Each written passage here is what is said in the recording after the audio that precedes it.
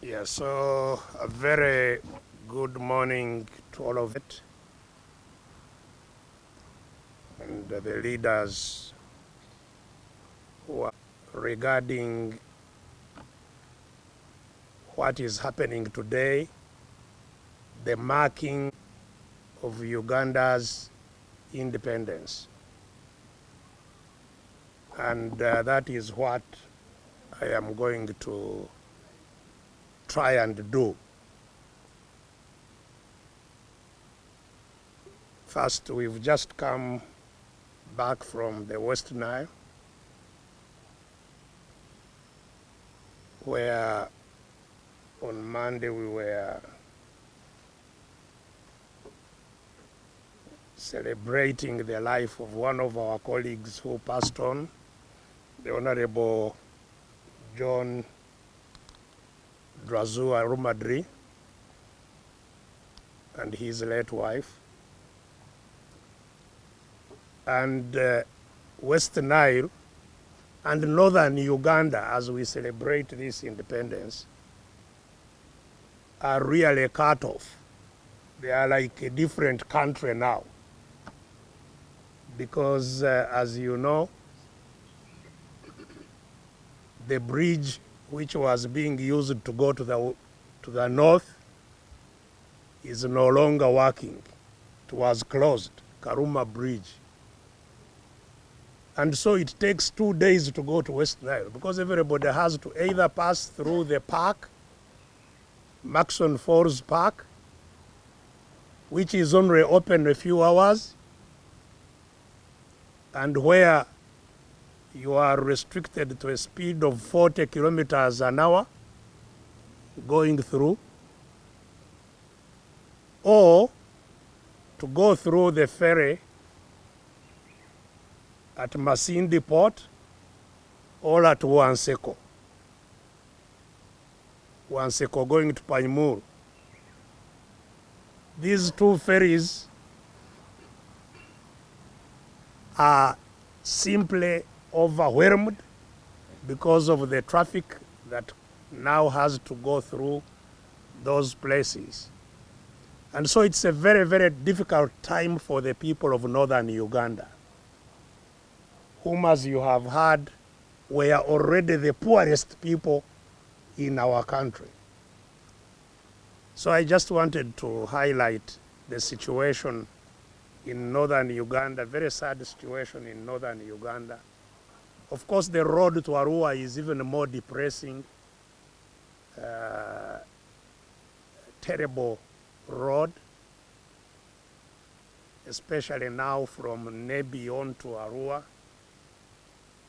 It's just like the Kampala, most of the roads you are familiar with here in Kampala and in many parts of the country indeed. Yeah, so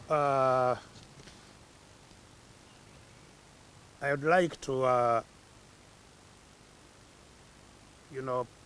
congratulate all those who are alive today, 62 years after our independence. Every day in Uganda is a birthday for all those who are alive because it's very difficult to survive a day.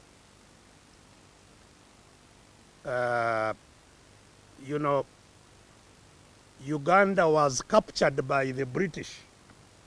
That's the reason we are celebrating liberating it from the British. It was captured formally starting with 1900 when the Buganda Agreement was signed. So from the time of Buganda Agreement in 1900 till 1962 was 62 years. So the important difference of this year's Independence Day from the others is that from the time we were formally colonized up to the time we liberated ourselves from the British is equal to the number of years from independence up to now. 62 years under colonial rule, 62 years under what we would call independence. And to get ourselves from colonial rule took a lot of struggle.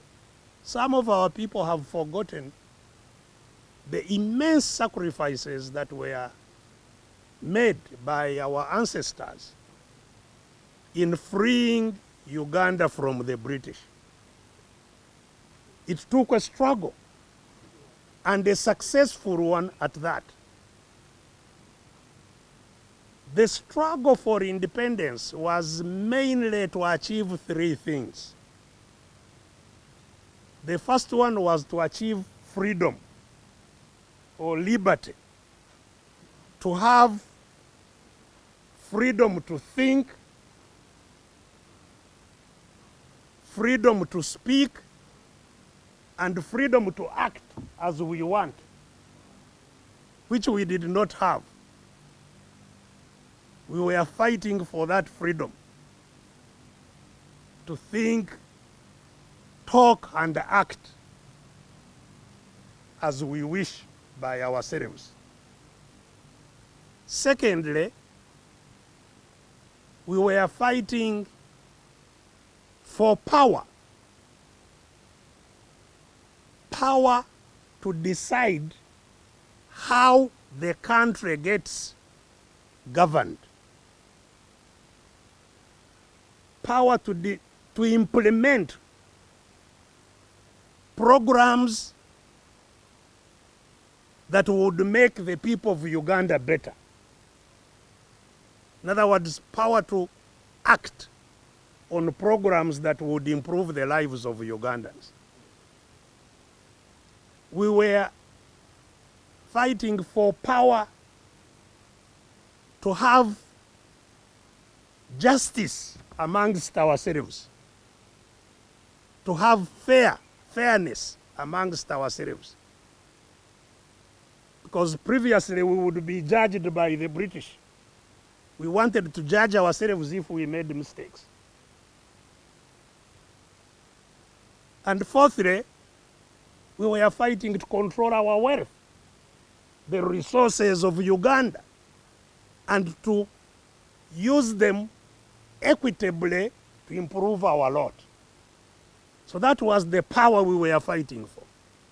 We were fighting for freedom, for power, and thirdly, once we have power, for development, for improving ourselves, improving our lot.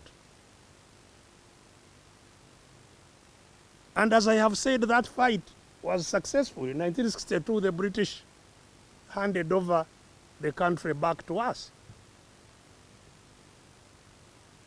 And so it is, I think, fitting that we take a moment to remember, celebrate, congratulate those who won us that independence.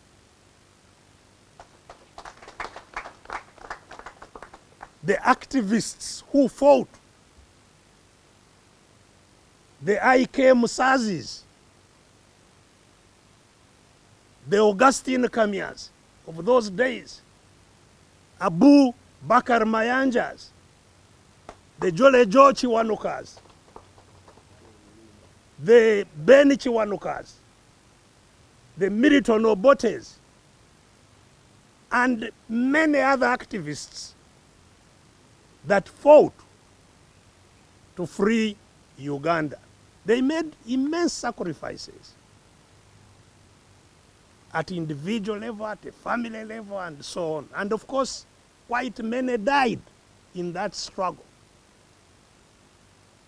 So it's important that because they succeeded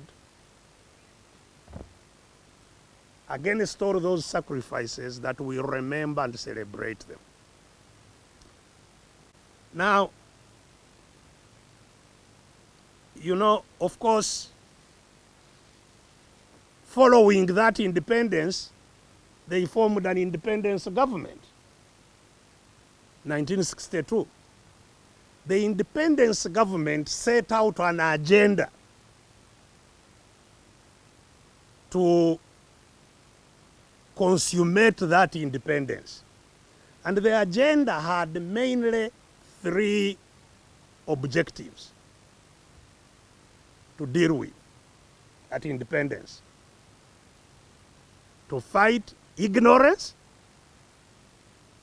to fight disease, and to fight poverty. Three very clear things: ignorance, disease, and poverty. And they really set out a plan to achieve that. A 5-year plan was laid out in 1962. And to some extent, progress was made in implementing that plan. You saw the development of schools across the whole country. Primary schools, secondary schools, institutions, the vocational institutions, teacher training colleges, and so on, were built immediately after independence on that program. Health units were constructed across the country. Hospitals were built. I think the most seen now and memorable were those which were built at the same time, 22 hospitals that were built across the country, in the different parts of the country, that include the Kiliandongos, the Atuturs, the, Gombe, was it Gombe? Gombe, where they were across the whole country, in the different parts of the country. These hospitals were built. And other health facilities.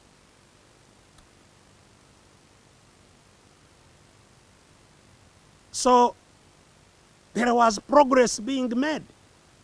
Poverty was being fought. A cooperative movement was built to help end rural poverty. Agricultural cooperatives across the whole country,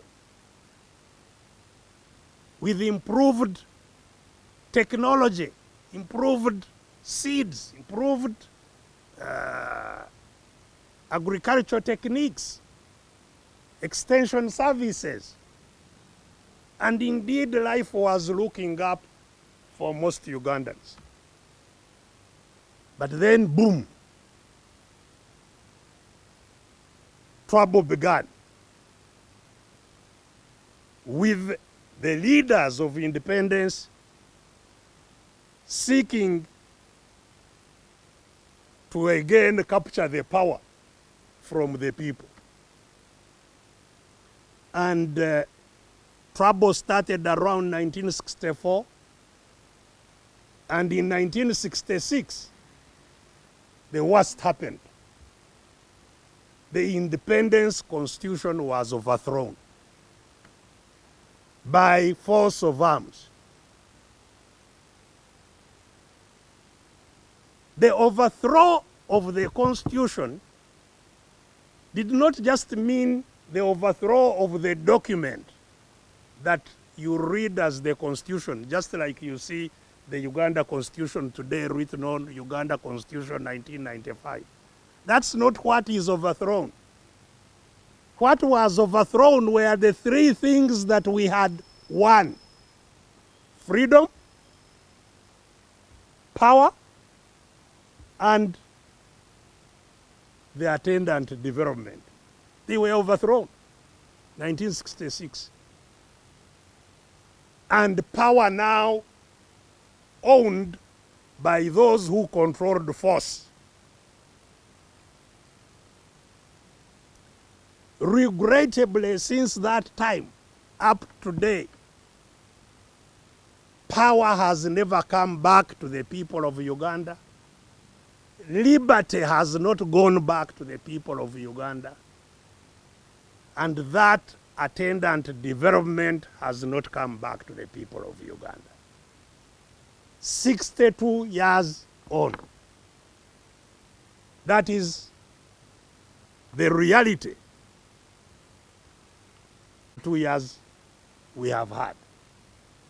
And so maybe let me just, for purposes of completion of the picture, point out where we are with what we started at independence.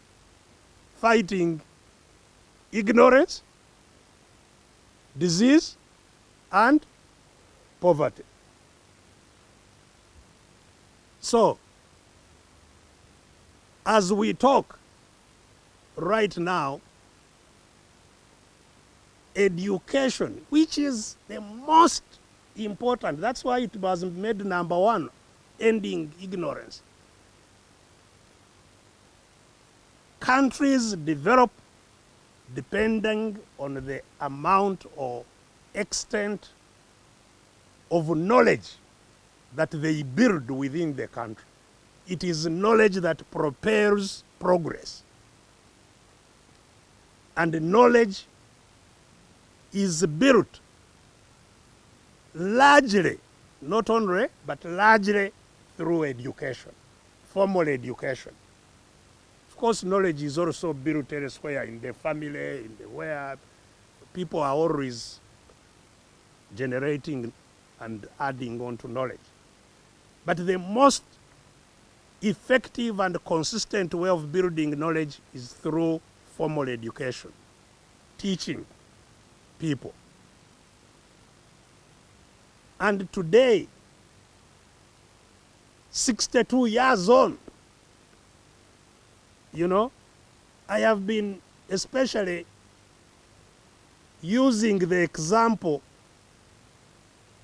of the current leader of Uganda, Mr. Museveni, who, before independence, was able to go to school under colonial administration. And he went to school coming from a very poor family. It was possible to go to a school, quality school, established by colonialists. He went to school, independence found him in school. That independence agenda of 1962 of, pushing education quickly, found him and helped him to proceed in school. Went to one of the best schools, government schools, Ntare School. He went to Mbarara High School first, Ntare School, all of them excellent government schools, up to date. He went on to the University of Dar es Salaam, paid for by the government, 100%. Even when he was still in secondary school, he has always told these stories.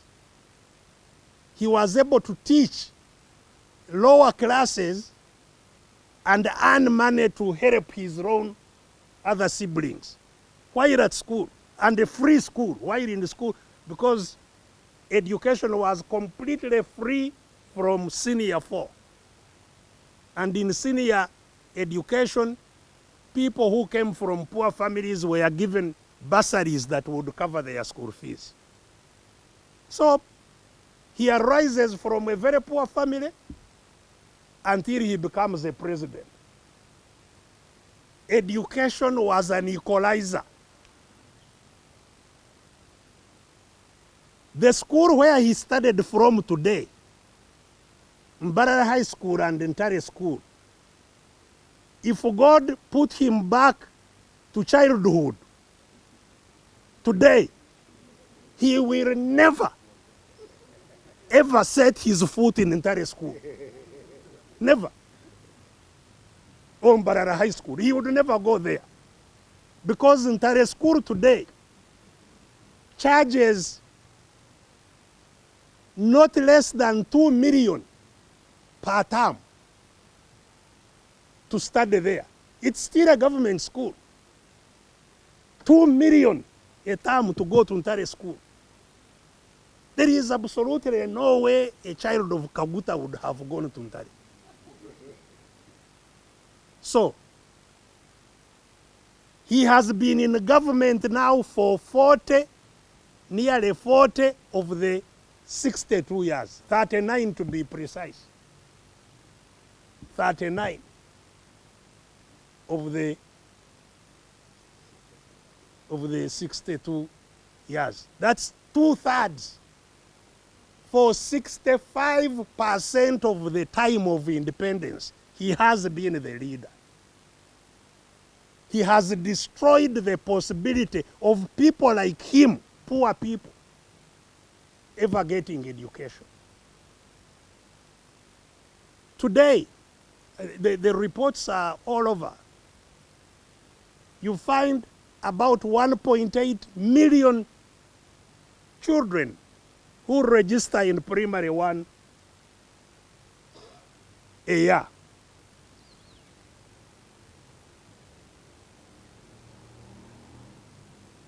You know, about 700,000 get to P7. All the others would have dropped out. 27,000 and 800,000. Others have dropped out because there is nothing there to get. You have all known that education is one of the biggest casualties of the NRM 40 years. Mr. Museveni even now has been moving around saying he will imprison head teachers who ask parents for any money to support their children because he's paying for the children to get education. And that payment he's talking about has been 7,000 shillings a year. That's the money he has been talking about. 7,000. In Kampala, I understand it's 10,000. 9,000. For the rest of the country, 7,000 a year. And yet, there are schools here in Kampala. There is a school called International Standard. International Standard ISU. There is a school here which charges $10,000 per term. $10,000. That's 37 million per term. Per term. More than 100 million per year. That's where their children go. And they are paying, and they go there from your money. They collect money from you to pay to the ISU. More than 100 million a term. A year. 37 million a term. And they pay for your child. You who gave them the taxes, they pay for your child 7,000 a year. And order you not to add on. They say if you add on to that 7,000, we shall arrest the head teacher. What does that mean? Conspiracy to kill the children of the rest of Uganda. That's why we have been saying that today in Uganda there is apartheid system of government. Apartheid. You know, separate development like we had in South Africa. Different development for blacks, different development for whites. So of course, now Mr. Museveni and his family and those they recruit are the whites who are here. They are the British. They are the British who. And so enjoying a completely different education from the rest of the people who are being killed. No wonder the country is now bedeviled with a whole lot of people crippled in their level of knowledge. Indeed, what they used to call Bonaba Some, let all get education, people were quick to realize that it meant Bonaba Kone, let all be stunted. That is your education after 62 years of independence. What about health? Dealing with disease. The most significant thing which I have been telling you is that we live in a country where there is no health care system at all. Health care system, it's a system. What maintains health is not an institution but a system. In other words, what maintains health is not health institutions like hospitals. Hospitals are only part of that system. They are not a system. A system is a process that captures the presence of all Ugandans and monitors and manages their health throughout their lives. That is the health care system. It's like you have the national ID, which is supposed to capture the presence of Ugandans who are born, that you are registered at birth. And you should be monitored. When you die, they take you off the register. That's what healthcare system should be like. That when you are conceived, not just born, when you are conceived in your mom's tomb, the system captures you as a new life and monitors and manages you until you die and they take you off the system. That's the healthcare system. We don't have it at all in this country. None of all of you, I'm sure, are registered anywhere to maintain your health. You only look for where to get help when you get sick. And where you will look for is certainly not the government, because the government has no help. Most likely you will go to a private clinic or a private institution to look for help. So, I'm sure you know that that is a problem in most of Africa. That's the reason why on the 27th of April, 2001, the whole of Africa made what we thought was an important declaration, which was known as the Abuja Declaration, recognizing the deteriorating health in Africa. They made a declaration for themselves. Mr. Museveni, who is always here talking about Pan-Africanism, the saving of Africa, was there. In that declaration, they all made a commitment that a minimum of 15% of national budgets will be set aside for health. 15%. The farthest, which happened, I think, only 1 year here in Uganda, under Museveni, the farthest they have allocated money for health was 7%.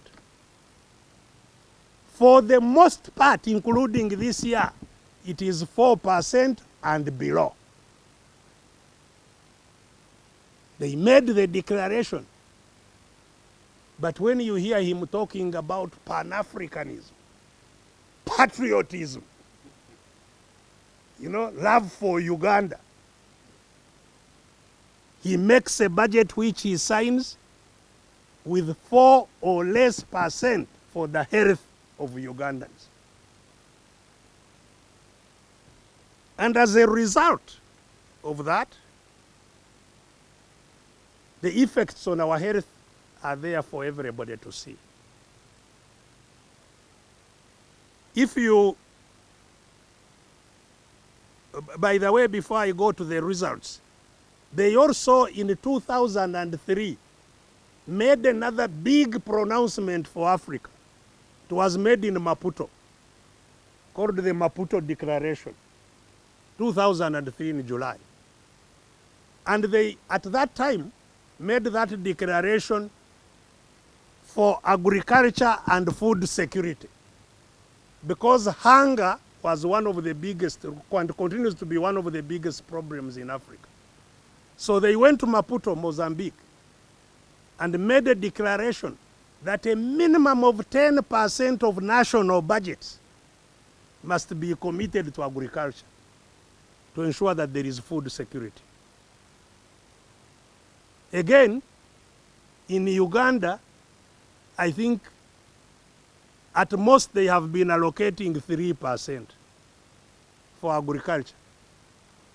And they call proudly Uganda an agricultural country, committing 3% or less on the budget, on agriculture. So the effect of this on health is evident for everybody to see. 1 of every 3 children in our country is stunted. They are stunted. They have malnutrition. They are stunted. Malnutrition causes a condition called stunting. Stunting is, I think, in Uganda, what would be called really the real kukona. Abaana bakonye. Omu ku buli baana basatu boolengera mu ggwanga lino baakona. Tebafuna mmere ebasobozesa kubeerawo ng'abantu abalamu. Omu ku bantu abasatu. What is most critical, which every Ugandan needs to know, is that stunting is irreversible. Once you are stunted for life. So 1 out of every 3 children under 5 years is stunted. And that's how it has been all these years. 1 of every 3. So the stunting is not only on the body, but even more importantly on the brain. So 1 out of every 3 people you see walking around is stunted. Bazingama.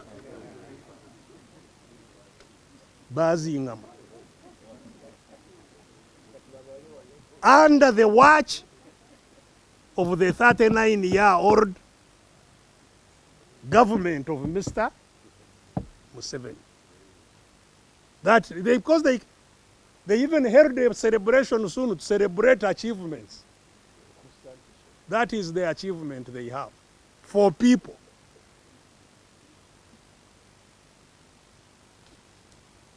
The highest is stunting, apart from Karamoja, the highest is in Toro.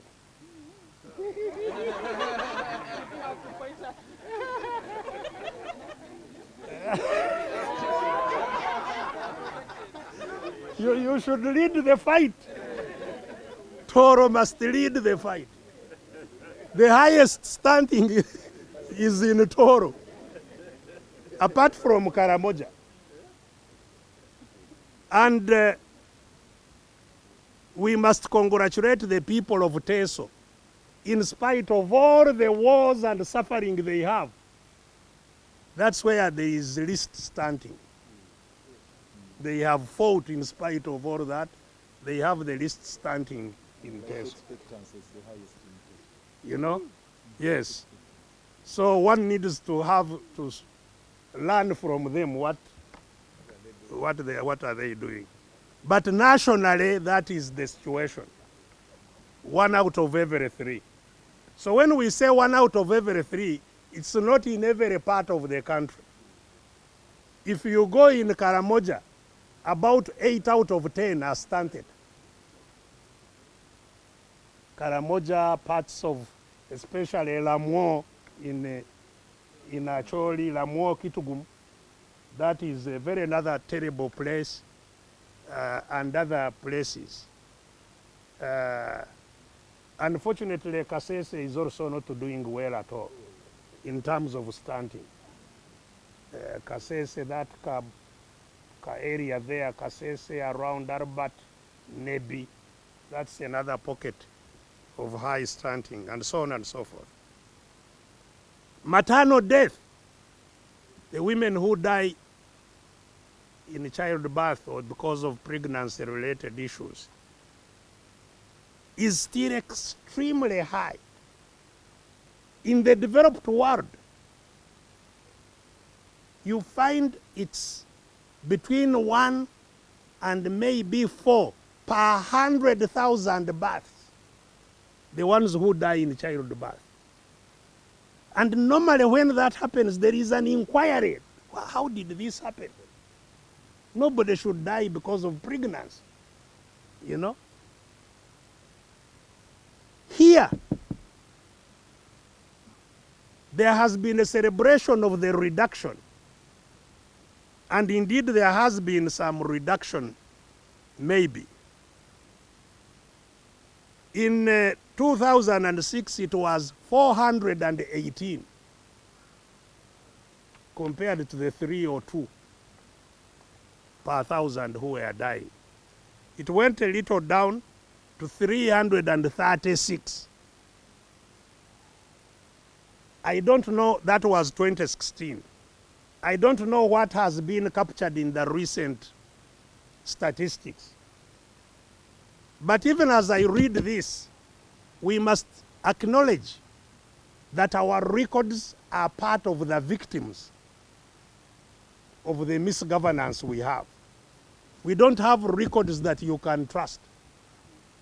And I think the recently published national census is an indicator of that. You know, they are manipulated, fictitious, but maternal death is still a problem all over. What has been celebrated as an improvement in health has been life expectancy at birth. How long you expect to live for. That has increased, no doubt, especially in the years between 1986 and now. Life expectancy, how on the average people expect to live, has improved. From about 42 years, I think then, to now, again with the problems of our records, between 57 and maybe 60. That is what is recorded. So there is an improvement in life expectancy. What those who celebrate it don't point out is what has caused that. And it has been caused by mainly 2 factors. First, immunization of children, so that those who die between especially the first month and the 5 years have improved life after birth because of immunization. But who has been immunizing our child? Not ourselves. It is thanks to the UNICEF, thanks to the World Coalition on Vaccines, called Gavi, which they have been stealing from. You remember they stole Gavi funds? So, what survives the thieves of NRM has helped improve life expectancy because of vaccination.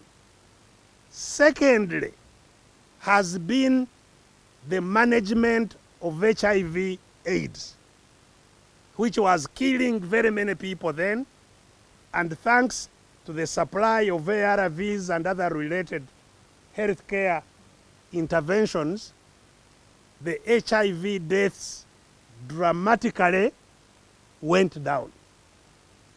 But who has been paying for HIV? The Americans.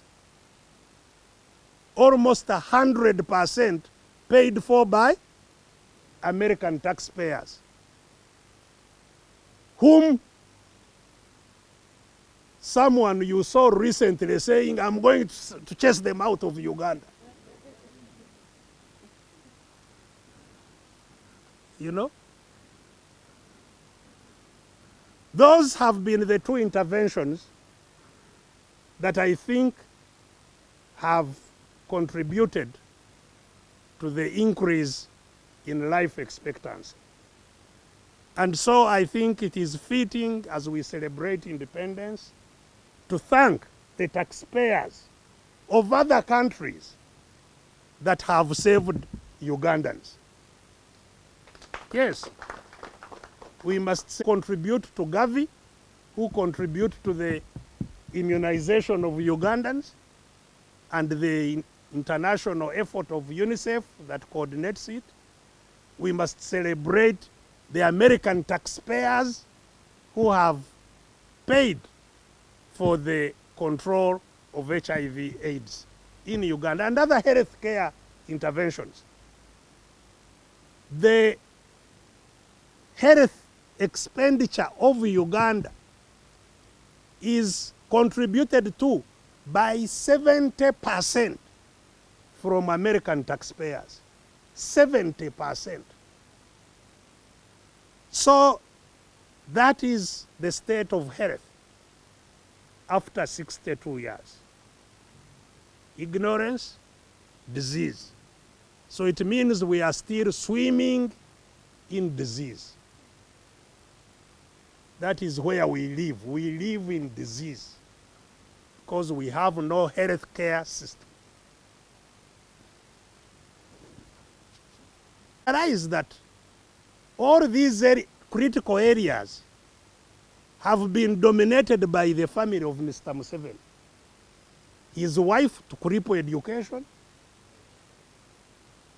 his other relatives in the health sector to cripple health. They are twins and other people. That is what has been happening in health. Lastly, the area of poverty. Poverty, we don't need to spend a lot of time on it. The Lord Mayor has already told you that the poverty rates in Uganda are more than 40%. Incidentally, there is a lot of debate on where the line of poverty rests. Some people even still use $1 as the poverty line. They say only those below $1 income, those who get less than $1 are poor. But what is $1? 3,700 shillings. Generally now it is agreed that those below $2.5 today are in extreme poverty. Extreme poverty is below $2.5. That is if you get something like 9,300 shillings a day If you live on 9,300, you are living in extreme poverty. Are we together?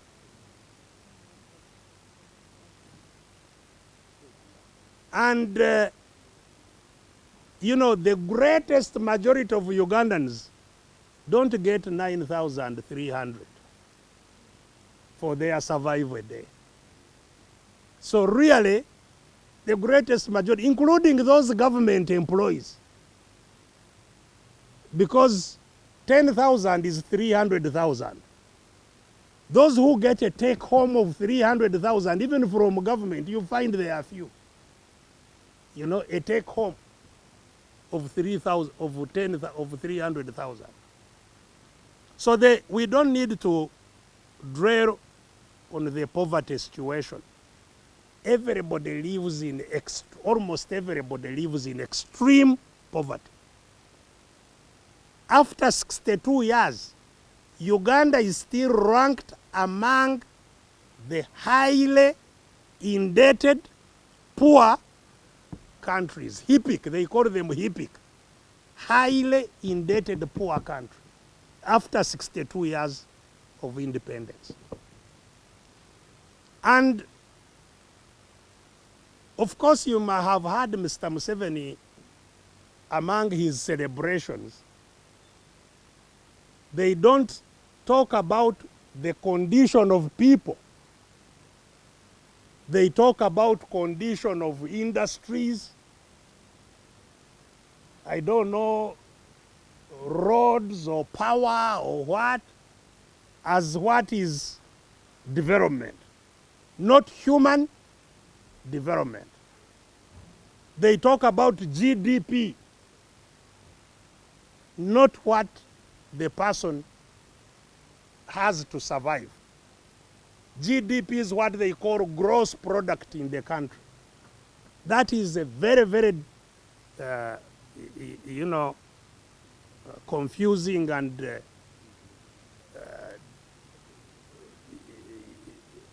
misleading measure of the conditions of people. It is what is produced in Uganda, not for Uganda. Are we together? What is produced in Uganda and for Uganda are two different things. All the gold they steal from Karamoja, from Buweju, from where, is counted as GDP. But is it for us? Absolutely not. All these things they call factories, which are here, they and produce. Or even when they make a road, that is production. Have constructed a road, but is it for you? Absolutely not.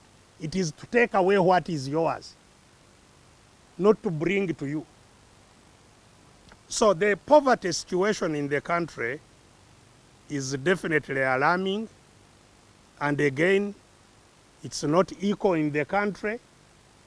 The worst is still Karamoja, followed by, I think there is now a contestation between Acholi, Lango, and West Nile, but still, you know, those northern parts of Uganda, then eastern Uganda. So it's first of all, Karamoja, northern Uganda, eastern Uganda, then it goes to, after eastern Uganda, it goes to western Uganda, and lastly to central Uganda.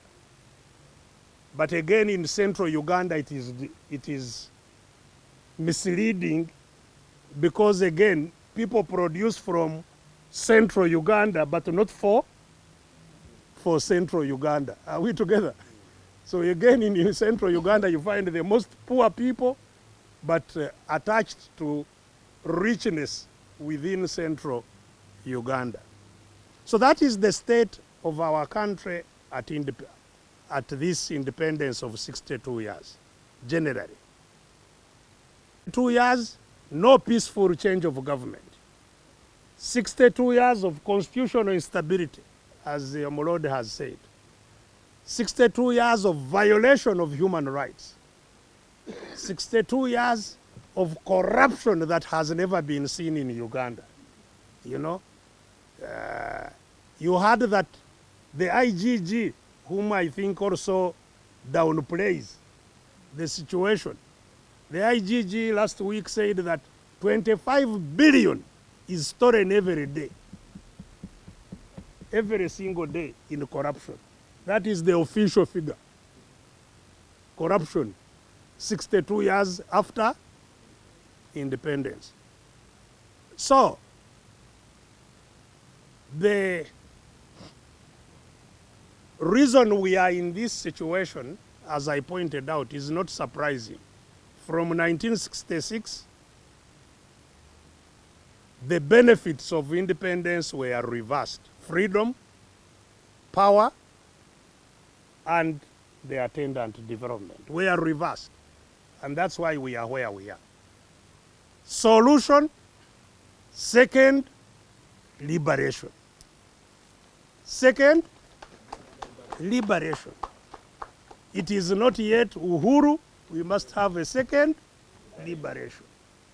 And that is the mission every Ugandan should be focused on.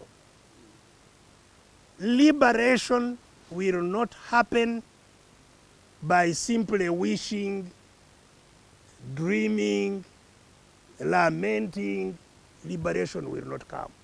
What the IK Musazis did is what we must do. It's amazing that you hear Ugandans saying, what they did in 1962 is impossible, we can't do it now. You hear people say so. How can it happen? These people are armed. Weren't the British armed? The British were not only armed, they made the arms. These ones are armed by borrowed guns and stolen guns and second-hand guns they buy. That's what we are dealing with here. What threatens the people here? The Mambas. Mambas were developed by the Boers in South Africa, you know, to control the blacks there. The blacks overwhelmed them. So now the Mambas have no role in South Africa. Museveni is buying second-hand Mambas to terrorize. He's the Ugandan Boer, terrorizing the blacks in Uganda with the Boer Mambas, you know. And you think we cannot defeat these guns, which the IK Musazis defeated of the British? And the IK Musazis defeated those Mambas when they were completely constrained. They could not communicate easily amongst themselves as we do. There were no telephones. Today you can send a message all over Uganda in a second. They didn't have that luxury. They defeated the British. And here we are saying it's not possible. Here we are thinking that those who captured our country will organize a vote that will free us from them. It will not happen. We must fight to free our country. And that is the mission of the people of Uganda. It certainly must be the mission of the people who are seated here, whether of FDC or, as they say, transitioning to PFF. Our mission must be liberation. Second, liberation, so that we regain freedom, power, and development. Yes.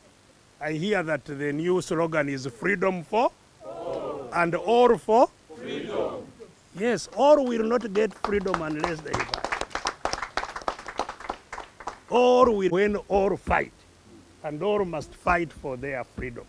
That's what we are here to help in doing. I thank you and I wish you a good independence.